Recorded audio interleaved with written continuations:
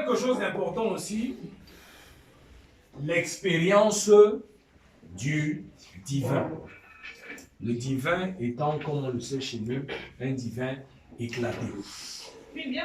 L'eau, le feu, hein? La terre, l'air, le lac, l'animal. Nous voyons le divin partout. Tout est expression de ce divin. Le divin a éclaté. Ok. Le rite permet donc de vivre une expérience avec le divin. Ailleurs, on ne comprendrait pas ça. Parce que quand on parle de divin, on l'imagine trop haut, trop loin. Je sais pas, trop puissant ou trop perdu, impossible à atteindre et tout. Le négro africain, lui, il le voit à côté. Il le voit à l'endroit où il est. Tout est donc soit une ramification qui remonte, qui nous renvoie au divin, ou une émanation tout simplement de ce divin. Donc, on n'a pas besoin d'aller, comment dire, Au Vatican. Au Vatican, c'est trop loin. Ce que je veux exprimer ici, c'est que on peut avoir des temples. On peut avoir des temples, des sanctuaires, à des endroits bien divers et tout. Mais le négro africain a créé, s'est doté de la possibilité de faire les choses en dehors même de ces lieux dits sacrés. À reproduire ces lieux, à mimer ces lieux dans un espace qui, en temps normal, n'est pas un espace rituel. Je ne sais pas si on se comprend. Oui, parce qu'il y a ce dynamisme de notre pensée qui veut que, eh bien, il faut qu'on s'adapte, il faut qu'on puisse modifier les choses, il faut qu'on puisse continuer. Donc l'expérience du divin, celui qui est, comme on l'a dit ici, sur la montagne, voit le divin à deux possibilités. Il le voit soit au-dessus de lui, il va beaucoup mimer les étoiles, ou alors à l'intérieur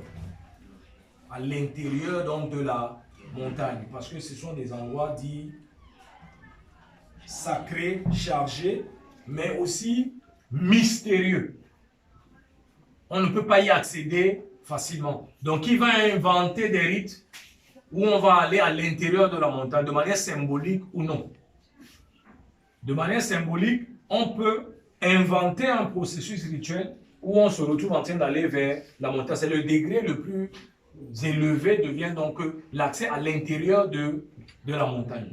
Comme effectivement, les anciens peuvent avoir laissé un chemin que seuls les initiés connaissent, qui amène justement, comme dans une grotte, à l'intérieur de la montagne. Ok, ça c'est son divin. C'est sa manière de concevoir le divin. On parle de montagnes saintes, comme le mont Camoun par exemple. Ok. L'autre qui, comme on a dit, qui est au bord de l'eau, verra dans la partie mystérieuse de son environnement le divin. L'eau est un mystère.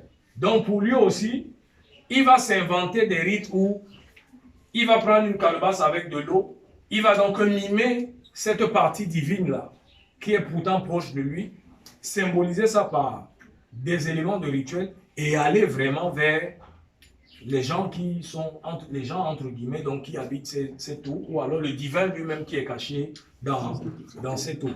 Comme il va aussi y aller, on l'a vu par exemple dans le cas du Ngondo, comme on l'a vu, on le voit dans le cas du Ngondo, il va aussi y aller physiquement, c'est-à-dire que lors d'un rituel, on va mettre quelqu'un dans une pirogue qui est censée l'envoyer de tout un peuple et qui va donc descendre physiquement dans l'eau et les autres vont l'attendre pour qu'il ramène le message donc des Ondins qui à ce moment deviennent donc divins, c'est-à-dire dans leur conception, il n'y a pas de discontinuité entre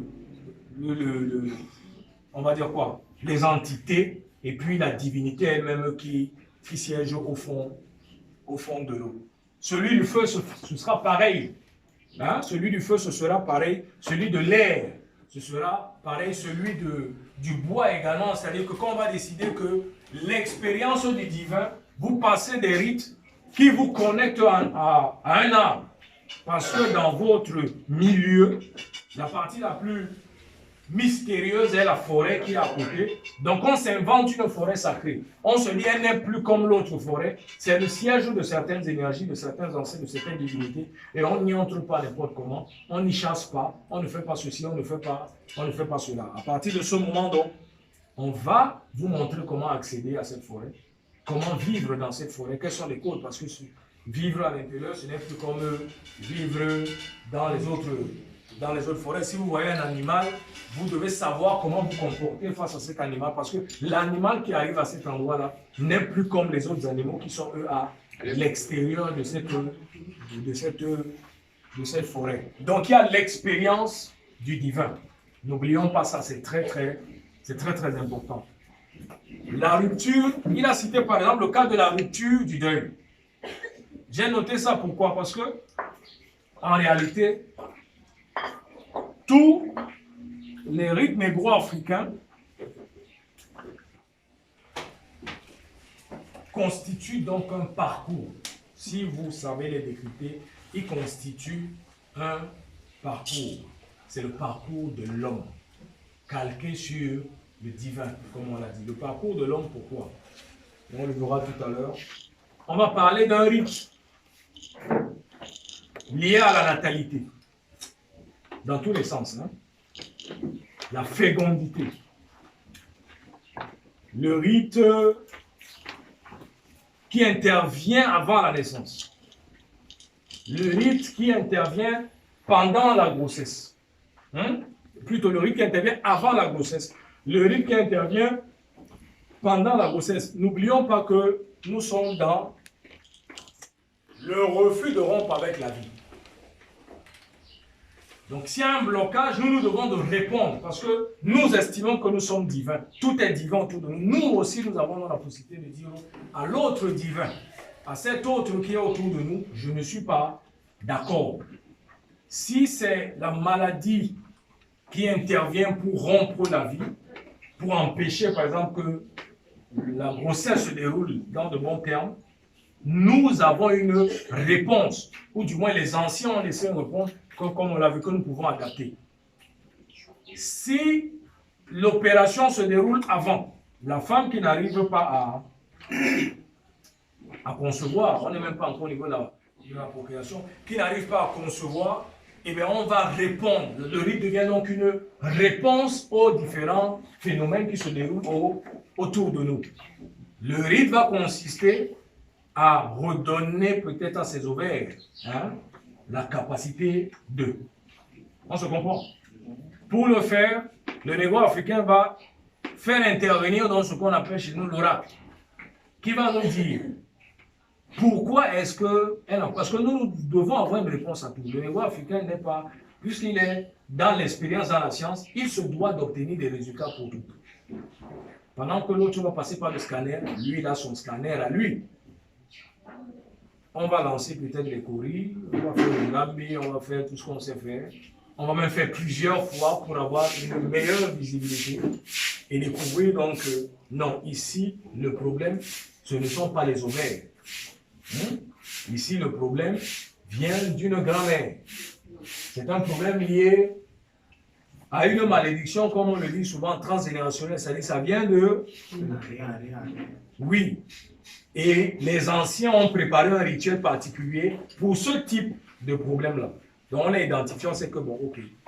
Ça veut dire qu'on a une grand-mère, par exemple, qui a passé son temps à tuer les enfants des autres. Entre guillemets. Nous allons donc apaiser les gens qui, voilà, de l'autre côté, nous allons les calmer, nous allons, parce qu'ils ont dit des choses.